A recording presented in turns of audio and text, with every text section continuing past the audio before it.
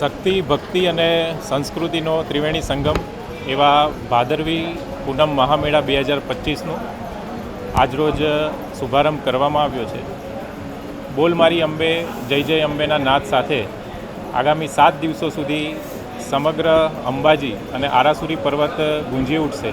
ત્યારે ગુજરાત સરકારના પવિત્ર યાત્રાધામ વિકાસ બોર્ડ, પ્રવાસન વિભાગ, જિલ્લા વહીવટીતંત્ર અને આરાસુરી અંબાજી ટ્રસ્ટ દ્વારા માઈ ભક્તોને કોઈપણ જાતની તકલીફ ના પડે તેના માટેની વિશેષ તૈયારીઓ કરવામાં આવી છે.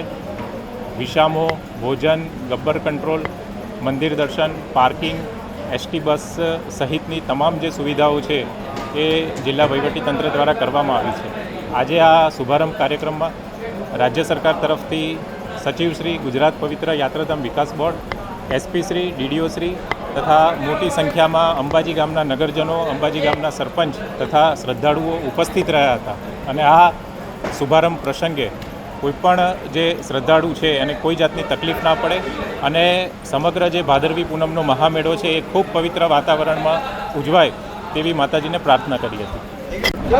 આજ રોજ ભાદરવી સુદ નોમથી ભાદરવી પૂનમ સુધીનો આ ભાદરવી સુદ મહામેળો શરૂઆત થઈ રહી છે.